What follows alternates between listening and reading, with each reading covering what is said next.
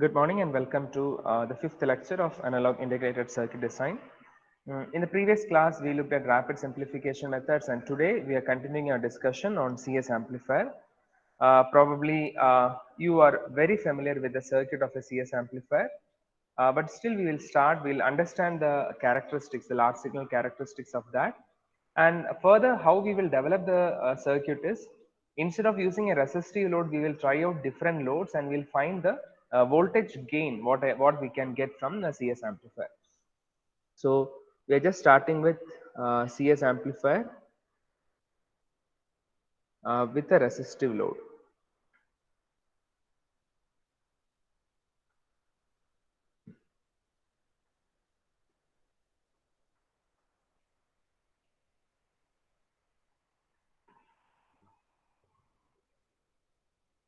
All right. So as per yesterday's discussion, we know that there are three different ways to configure amplifier. One should be input port. There are three terminals. So one input with a common terminal, one output with a common terminal. So in that way, for CS amplifier, what we have is uh, this is your transistor. So your source terminal should be common, and input should be applied to the gate, and output should be taken from drain. So output should be taken from drain. This is how we need to configure. In order to tap output as a voltage, what we do is we consider a load here. Usually a resistive load, or as a starting we'll use as a resistive load. Since the resistance is connected to the drain, we call it as RD. Right. This is how the small signal picture of the amplifier looks like. Input to the gate, output taken from drain with across the load resistance R. But generally we draw the circuit as this. This is how we draw the circuit, and this is by properly connecting the DC voltages, because we know that for the transistor to keep in saturation region, we need to provide sufficient DC voltages, biasing voltages. That is what we are giving through VDD here. Again, even on the gate side, we have to provide some VDC, and it is understood that we will give that. That is why we generally will not write that.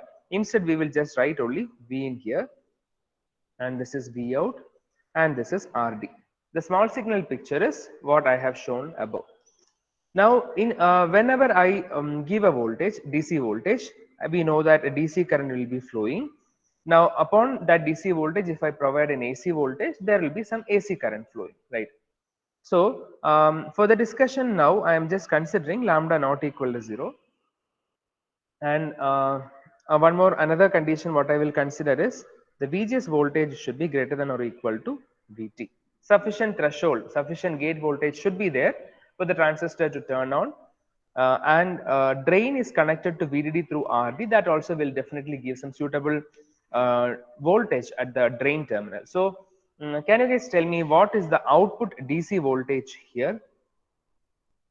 So if I write the output DC voltage, V out DC, what is the DC voltage at the output terminal? Can I get your answers in the chat box?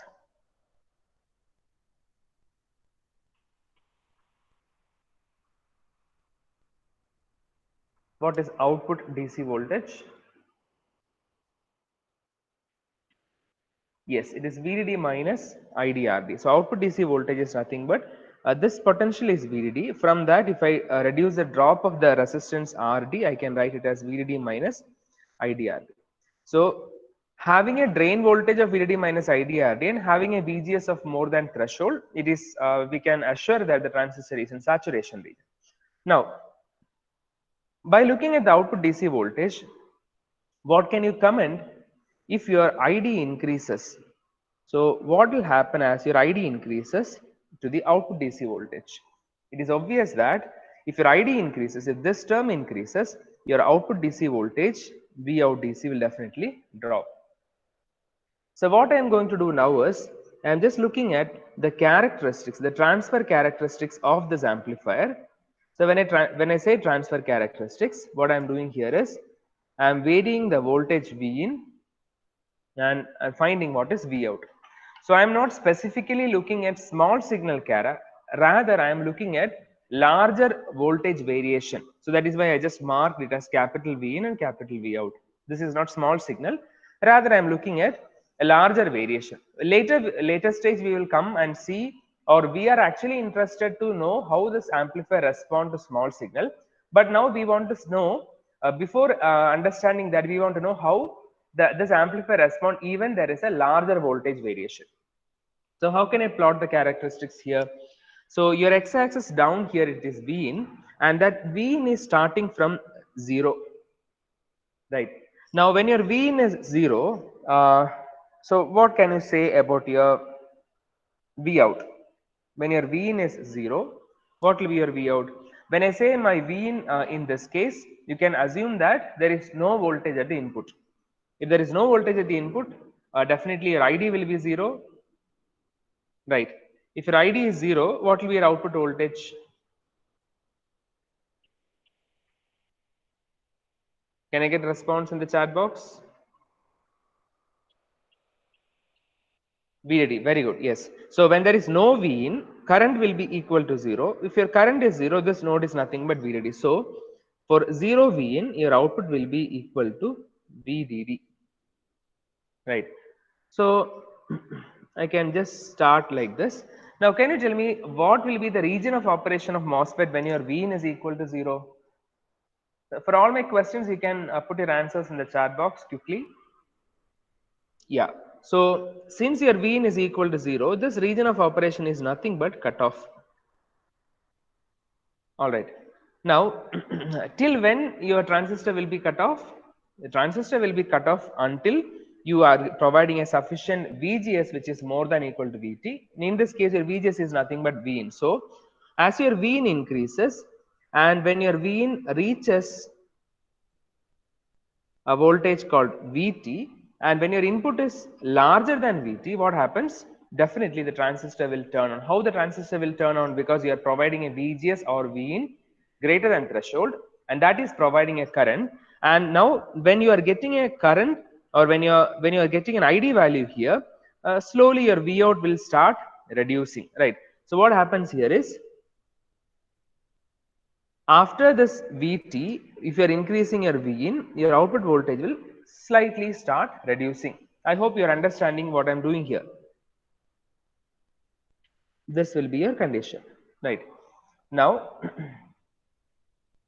so what happened here, as Vin is more than Vt, ID start flowing, ID is increasing, and your V out is reducing. So V out was previously VDD. Now I can say that your V out is VDD minus IDRD, and it start reducing. Now, can you tell me what will be the region of operation now? In what region will this transistor operate? Now, when there is a current is flowing, your VGS is more than VT. What can be the expected? Definitely, it is not cut off because there is a current flow now. Now, the only doubt is whether it is in saturation or linear. Yeah, Avinash, we generally call it as saturation or linear. So, which region you meant by writing it as active? For BJT, we call it as, yeah. So for BJT, we call it as active, saturation, and cutoff. But here in MOSFET, yeah, you probably you'll be knowing why we have named it as saturation, cutoff, and linear. Linear because of the linear variation of output current with respect to voltage, and saturation because your current is saturating. That is how we say with the sufficient voltage conditions. Yeah. So it is not linear. So how do we say that whether it is linear or saturation? That is by just looking at the VD voltage and VG voltage, right? So I am just talking about this area where your VD, your drain voltage, is very close to VDD minus IDRD, and your ID just start flowing. ID is a very small value, I can say, or I would say VD is actually large. VD is not, so VD value is somewhere here, right? It is very close to VDD. Now, what is a VG? VG is greater than VT. Now, what is your VD? Can I say VDS is greater than VGS minus VT? Of course, we can say, because your VD is very, very large compared to VGS minus VT. right? Because your VG or your input is slightly more than VT. So your VG is slightly more than VT. Your drain voltage is very, very large. So in this case, transistor is actually in saturation region. So this is the saturation region operation. I hope you guys are with me. Are you with me? Can I get a response by seeing an S in the chat box? If you are with me, just put an S.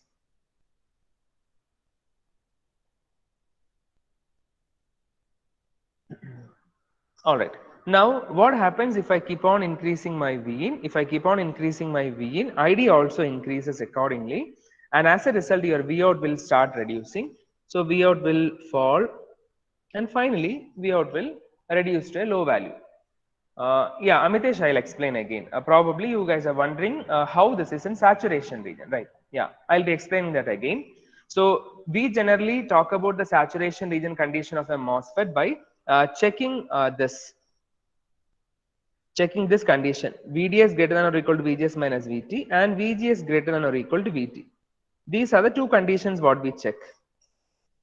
Now, in this case, when you have an input voltage somewhere here, this portion, when you have an input voltage there, let me see this portion first. You have a V in slightly more than VT, that is your VG. Your VG or V in is slightly more than VT. What is your VD? Your drain voltage is actually your output voltage, right? And your drain voltage is very close to VDD. That means your drain voltage is sufficiently large and this condition will be assured.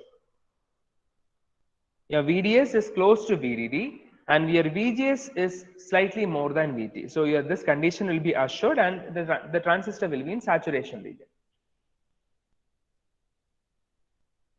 Right. Now, I hope it is clear. If not, I can explain. Let me just finish this characteristics. So now it is keep on reducing and at one point, so maybe at one particular voltage, after a particular input voltage, your transistor will actually leave the saturation region and transistor will enter into linear region of operation at one particular input voltage. And now our task is to find at what input voltage your output will be, your transistor will move from saturation to linear, right? So these are two different things I'm explaining here. One is for the saturation region condition and another is for, so this is for saturation what I was explaining. Now I'm explaining when the transistor will enter into linear region of operation. So we know that the VGS condition is satisfied, which is more than VT. So that is fine. Now the next thing to look at is VDS less than VGS minus VT. This is a condition for linear region, right?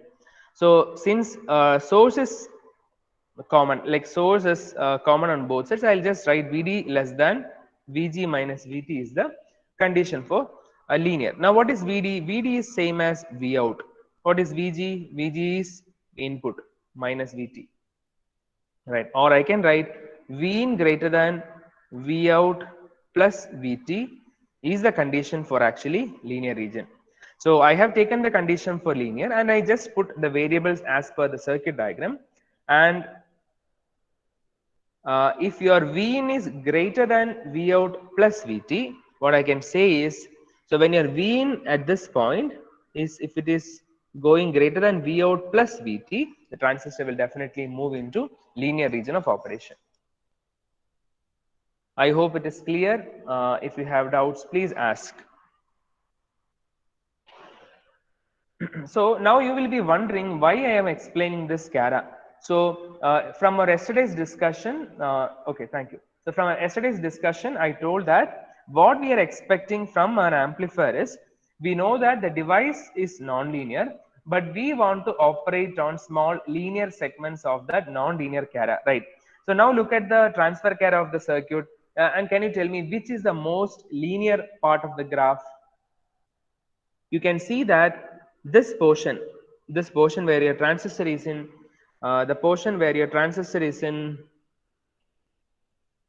saturation looks like the most linear part of the graph. So what we do generally, we will actually apply a signal. So if this is clear, I can explain further. So from the graph, I can conclude that the most linear part of the graph is the most linear part of the amplifier circuit is in the saturation region.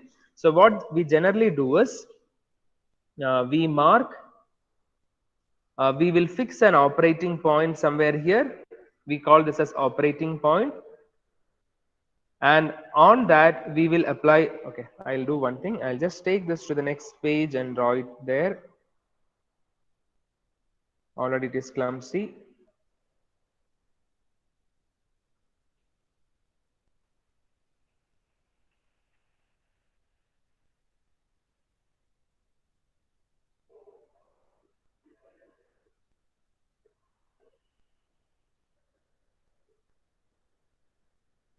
Yeah. So what we generally do here is we will fix the DC operating point somewhere here, and we provide a signal on that DC operating point, that is your AC signal, and you can see that the circuit transfer carrier is this, so you will definitely get a linear so when you, I'll just mark the DC operating point with a different color. So this is a DC voltage. On the DC voltage, if I have a signal, for the corresponding input DC, you will definitely have an output DC voltage, right? And for the signal, you will actually get a amplified output. Right? This is how is the top circuit same as the bottom one. Yeah, Anushka, I'll answer your question. I hope this is clear. So if you work on the linear part of this graph, definitely you can expect a amplified version of the output from the slope. The slope of the circuit is nothing but gain. Slope is equal to gain. Right. What is slope? Delta V out by delta V in, that is nothing but your gain. Now, okay. So Anushka, whether your question is these two circuits, how it is same? Yes, sir, it's those two. Yeah. So why I have drawn this circuit first is from our yesterday's discussion. If you remember, there are three ways to configure, and this is the common source configuration. So I have taken the same thing here, transistor input to the gate and output from drain. Now, when I say this input and output, both are small signal input is what I have marked, or AC input is what I have marked, and your resistance is actually your voltage is taken across the resistance RD. Now how will I convert this circuit to this? If you remember, in your AMC classes you would have heard, for small signals your VDD will act as ground. You will say that this will be ground. So I just want to clarify that point again. For small signals or for small AC signals, so that meaning is when we consider only incremental signals. So when we consider only the changing signals for small AC signals, which are changing signals, which are having incremental variations.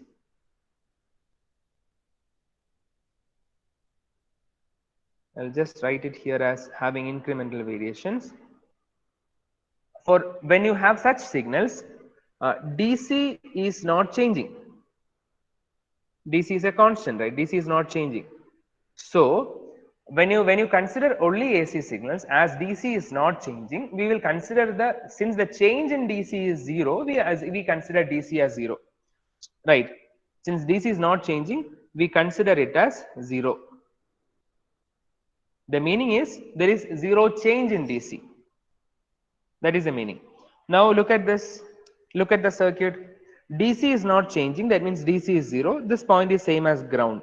And can you relate now how these two circuits are same, Anushka? Yes, sir. All right. Yes. Okay. So I hope you guys understood the transfer characteristics of the circuit. And the only point what I want to bring in here is you can see the saturation region of operation as the most linear part of the graph, and there you can actually operate or use transistor as an amplifier. So this is again to clarify one more thing. You should understand that MOSFET will work as an amplifier in the saturation region. So if you guys have question, or if you guys had doubt in that, this is the reason, because when your transistor is in saturation, then only your amplifier circuit will give the most linear graph. In saturation region, your amplifier circuit is giving a linear portion of the transfer cara, and we are able to fix a operating point here, apply a signal, and correspondingly we will get a amplified output. Is this clear? Can I get some response in the chat box?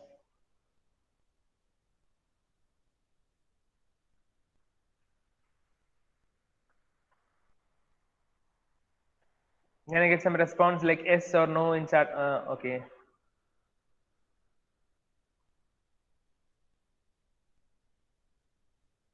All right. So I'm not assuming that all of you are understanding this in one stretch.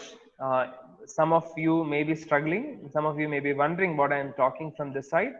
If you have such doubts, please ping me, or you can post your questions in your doubts forum.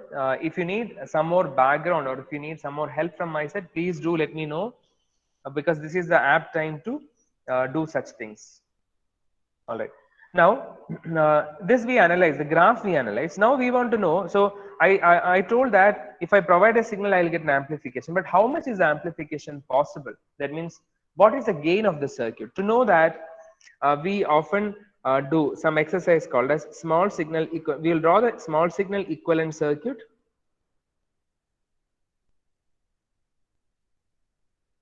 We will draw the small signal equivalent circuit, and then later we will talk about the small signal gain. So as you can see that in the circuit only lambda is taken as not equal to 0. What the first thing what you have to do is, maybe I'll redraw the circuit here. Maybe these things looks very cliche for you guys, because you would have seen these kind of, or you would have done this kind of circuit equivalent circuit expressions multiple times, but still I want to do it for one time. For those who are not comfortable, let them just get some clarity. Okay, so the very first thing is, whenever you have a circuit, the very first thing is to replace a transistor using its equivalent. Since it is given that lambda is not equal to 0 and there is no information about body, you can just neglect body, or even if you are considering body, body will be connected to source in this case, right? Because body of an NMOS should be connected to the least potential, and least potential now is ground. So your VDS voltage will be 0, and in even the equivalent circuit, there is no need to consider the VDS current source. So if I draw the equivalent, it is only GM VGS and this R naught, GM VGS and R naught. This is drain, this is gate, and this is source, plus minus VGS. This is the equivalent of transistor. Now, now we are adding the external elements. So at drain you have a resistance RD. So this is drain. From there you have a resistance RD. It should be connected to VDD. Since we are drawing only the equivalent circuit, small signal equivalent circuit, as your VDD is not changing, since the changes are 0, I am connecting this RD to ground. This is RD, and this is the output voltage tapping point. Now source is connected to ground, so I am connecting source to ground, and to the gate input is connected V. All right. So now looking at this equivalent circuit, I can definitely write that what is V out? V out is nothing but the voltage across RD. Now you know that, or now you can see that RD and R naught both are in parallel. So the equivalent resistance will be RD parallel R naught. Now how to get the voltage here? The voltage will be equal to the current flowing, the current into the total resistance. What is the current? GMVGS, and that GMVGS current is actually flowing in this direction, right? So I have R naught and RD in parallel, and the total current flowing through that is equal to minus GM into V in, because VGS is equal to V in. Or I can write V out by V in is equal to minus GM into R naught parallel RD, right? R naught parallel RD. So probably this you will be knowing this voltage gain expression before. Now there is one shortcut way to just write the voltage gain if your lambda is equal to 0. So for this circuit, for a circuit of this form, if lambda is equal to 0, a voltage gain can be always written as the drain resistance. What is the drain resistance? Drain resistance is RD divided by the resistance looking into the source. Drain resistance is RD. What is the resistance looking into source? It is 1 by GM. The magnitude of voltage gain can be written as the total resistance at drain divided by resistance looking into source, or this can be further written as GM into RD. Both are same. Right. When your R naught is equal to, if lambda is equal to 0, R naught becomes infinity, and therefore voltage gain can be written as minus GM into RD. All right. I hope this is also clear for you guys. Now, now I'm coming to the point why I introduced the rapid simplification methods yesterday. So for any circuit, voltage gain is AV. The magnitude of voltage gain can be written as, so how will I write voltage gain? Voltage gain is V out by V in. So this can be splitted into two things. One is I can write it as V out by I out into I out by V in. Whether both are same, V out by V in is written as V out by I out into I out by V in. Is it clear? So when your I out and I out get cancelled, it is V out by V in itself. So what is I out by V in? Or what is V out by I out? Can I get some response in the chat box? What is V out by I out? Output voltage by output current. So what it will be? It is output resistance. It is R out. And what is I out by V in? Output current by input voltage. I by V is basically conductance. Since it is written between input and output, we call it as transconductance, and we generally use a notation called GM. Right. So for generally for any circuit, it is not for all circuits, especially for all the common source variants, you can directly write, yes Amok, that is right. For the common source variants, you can directly write the voltage gain as GM into RO. The reason is for it, we can write for any circuit, but this is most relevant for common source circuits. So V out by V in can be written as V out by I out into I out by V in, or GM into R out. Right. Now you can say that we know how to find R out, or we will see, we'll definitely see little more numericals on that, but from at least from your AMC, you would have done some R out calculations, right? So the procedure is again that I explained yesterday.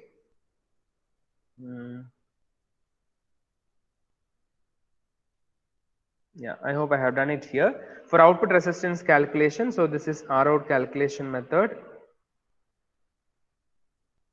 We'll connect a test voltage. The current we'll assume at I test, and we'll consider it as V test by I test as a resistance. That is the procedure. But one additional thing is, if you have a resistance connected in parallel to the point where you are connecting the test voltage, we will keep that resistance separate. We'll do all the calculations and finally consider that in parallel, right? But definitely I'll repeat what I have told now with some suitable examples. One more thing I want to tell now is, R out calculations we are familiar, but GM calculation is not familiar to you. So let us see what is this GM. GM we usually call it as transconductance. In this case, we call it as short circuit transconductance. That is the reason why we call it as short circuit transconductance, because we consider a short circuit current which is I out to evaluate this short circuit transconductance I out by V in, right? So this is a procedure to find GM or short circuit transconductance. I'll explain this with the current example again. So the very first step is remove any load device connected. There are any load devices, you can remove it. That is the first step. Second step is short the point. So we remove the load devices from the output, right? Remove any load device connected from output, and then short the output terminal to ground. That is the second step. The third step is consider a current. So as I mentioned, since it is shorted to ground, we consider a current and we call it as short circuit current.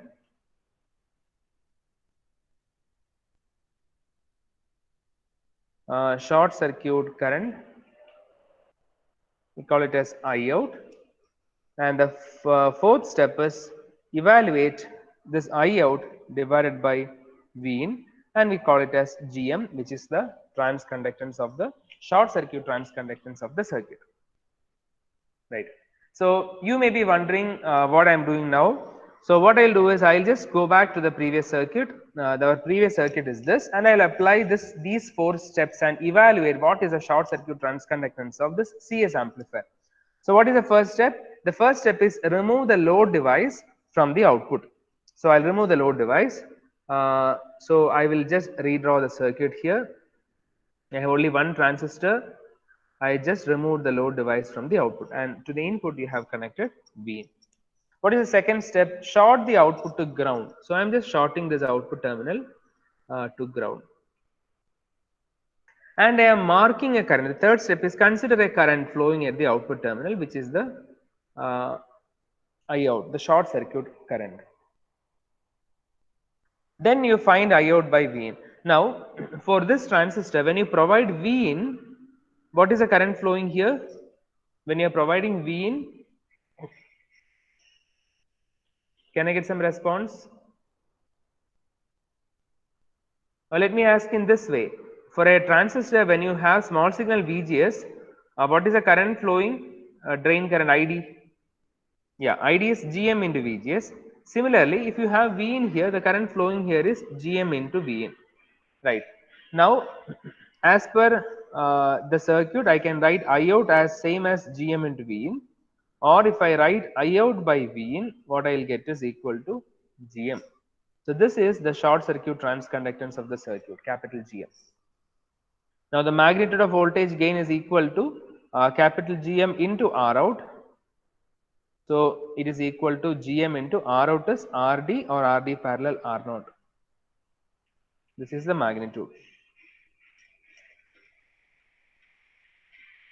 Is this clear? So if you have questions, you can ask.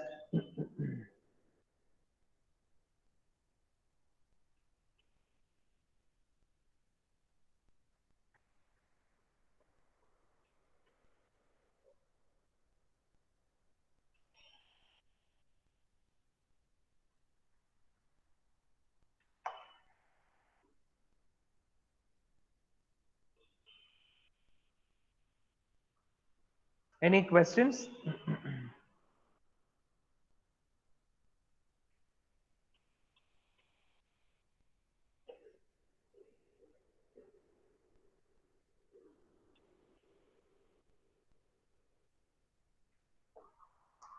All right, no questions.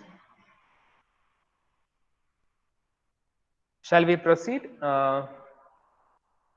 Okay, so what we have done today is we understood how to calculate output impedance, how to calculate short circuit transconductance. So,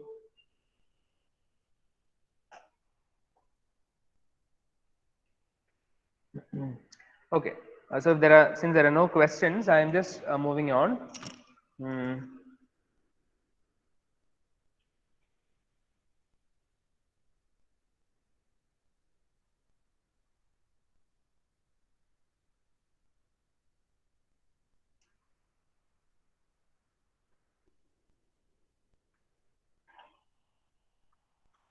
So this is your amplifier circuit, and I'm just listing out the important parameters. One is voltage gain, it is minus GM into RD parallel R naught, which is by considering lambda equal to 0. What is the input impedance of the circuit? R in. Can I get your answers in chat box?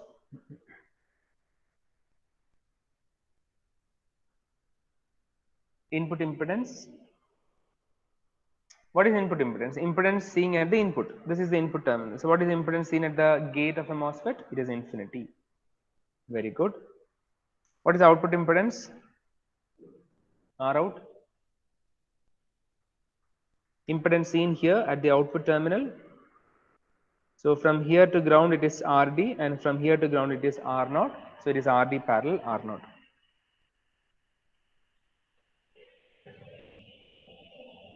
Right.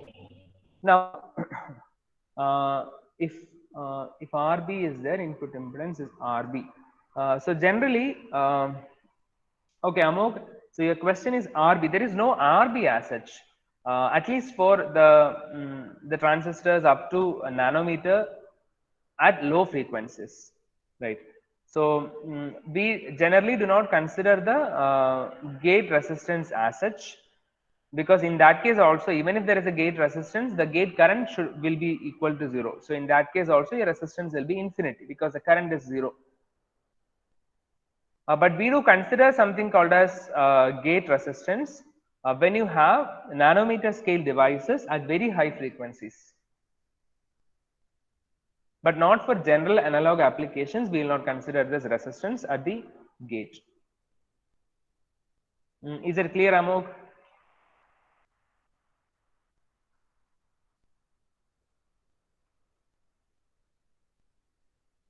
All right, yeah.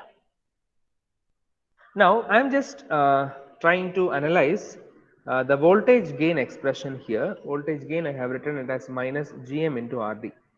Now, if I want to increase this voltage gain, so if I am looking for a larger voltage gain, what are the options here? If you want to have more voltage gain, the options directly what I can say is you should have either larger Gm or you should have either larger Rd. It is proportionate, right? So I'm just breaking down this expression further as like this. Gm can be written as under root of 2id mu n Cox W by L, which is the Gm expression, and Rd is nothing but the voltage drop across Rd divided by the current. Current is nothing but Id. Right. So what I'm trying to understand is I'm trying to see the voltage, the relation of voltage gain with the circuit parameters. So if I solve this further, I can write it as 2 mu n Cox W by L into VRD divided by root ID. This is how, if I just reduce, I can see it in this form, right? Now, so looking at this expression, again, this is a voltage gain AB. We know that there is no control, or we do not have direct access to this quantity mu n Cox, right? There is no direct access for a circuit designer on mu n Cox. That process engineers who have direct access to that, and that depends on the technology what they have. So as far as the voltage gain of a CS amplifier or the circuit is considered, mu n Cox is not directly having any control over the voltage gain. Now the only things left out are, one is W by L, the W by L factor of the MOSFET. Another one is the voltage drop across the resistance, and the last one is the ID value. These are the three things which have direct control over voltage gain. That means I can summarize here that the gain of the circuit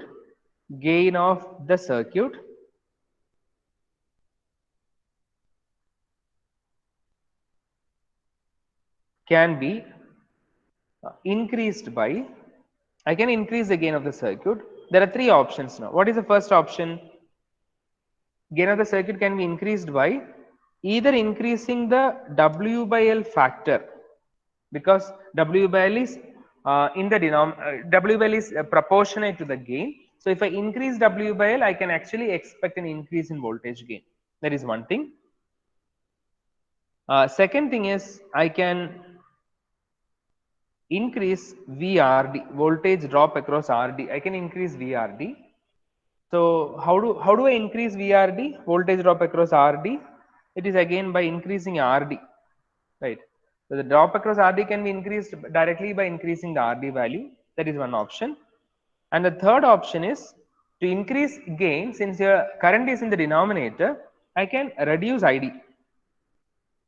So how will I reduce ID? If I want to reduce ID, one option is again to increase RD only. If you increase RD also, your ID will actually reduce. Right. So I don't know, you guys are listening to me now? If you are listening, please give me an S in the chat box.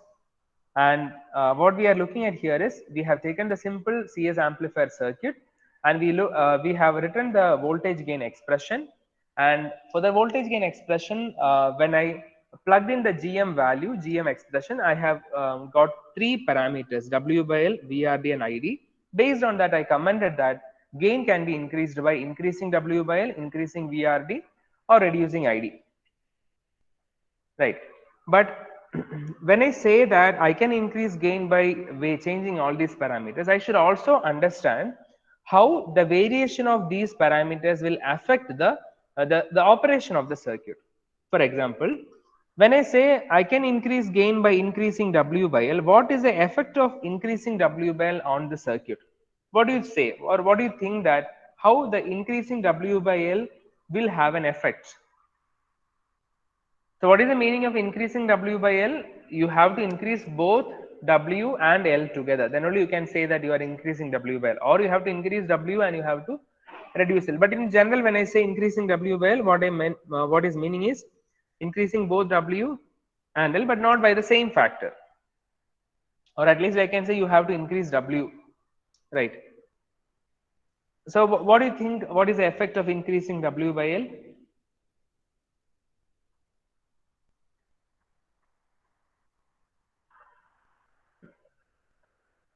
Any response for that? What will happen if you have large W by L?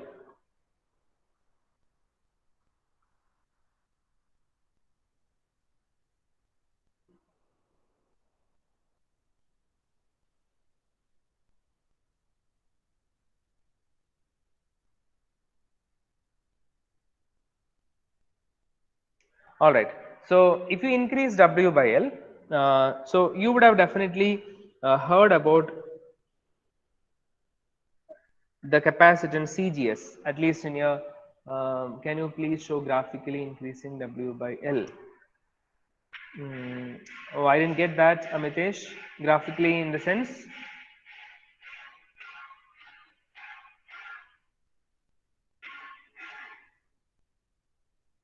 Yeah, I understood graph means a diagram, but diagram of what? Oh, you are asking me about how a MOSFET will look like when you have a larger W and a smaller W. You said, oh, all right, okay, I got it. Probably I can show the layout of MOSFET with two different bits so that you will understand what you mean by increasing W and L.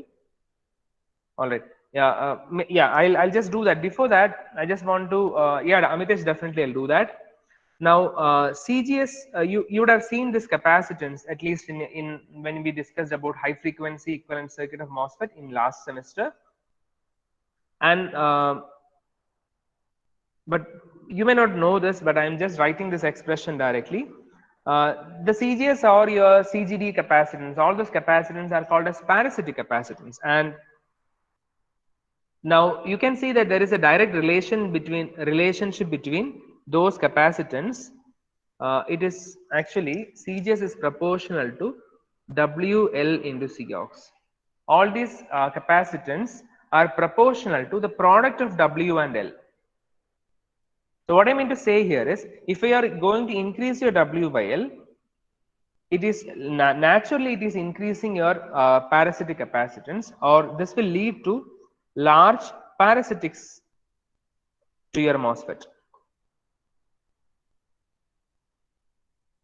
To clarify that, the capacitance associated with MOSFET is called as parasitic capacitance, CGS or CGD. Now, when you're going for larger W by L, you will have a larger capacitance that will definitely affect the operation of the circuit, because larger parasitics will definitely give a slow performance or a poor performance.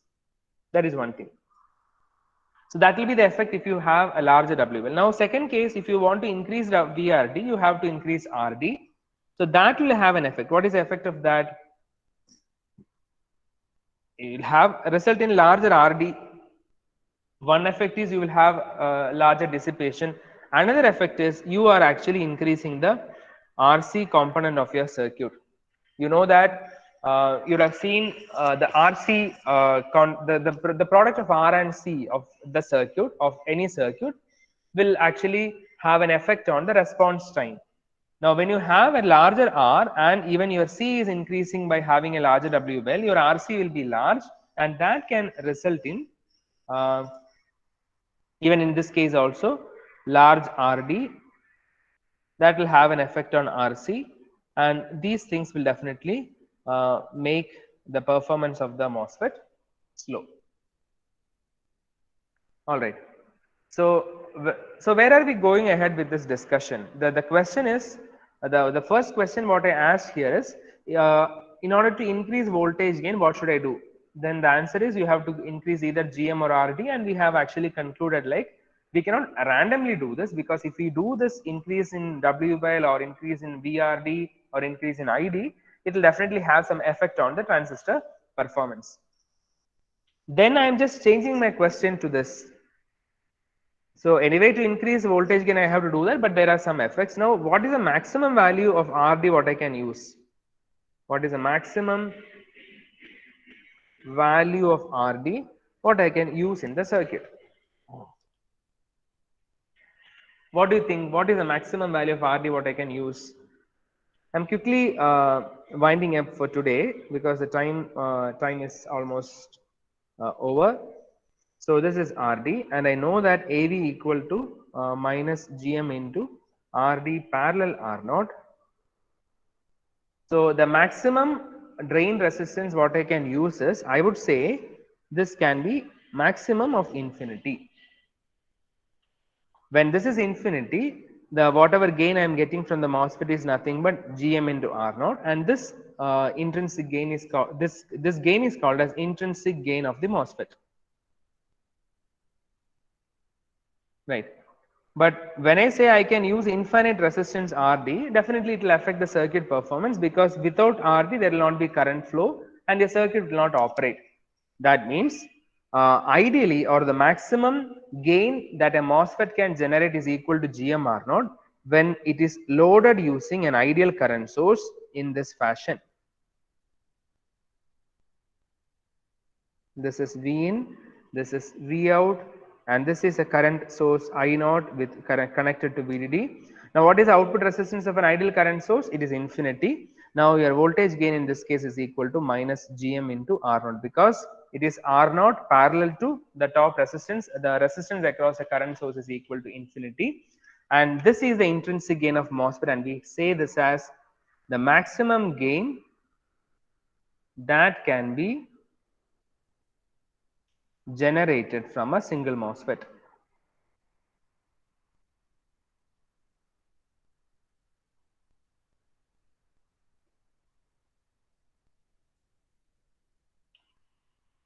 All right. So I am just winding up our class today here. We have looked only at common source with a resistive load. We have seen how that can be improved and what can be the maximum gain available from a single MOSFET. And now the rest of the class, or rest for some time, we will actually discuss again CS amplifier only, but with varying loads. Today we have seen the resistive load.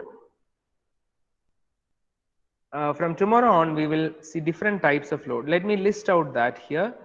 One is a diode connected load. Then we have a modified version of this diode connected load. Then we'll have something called as triode load. Then we'll have a current source load.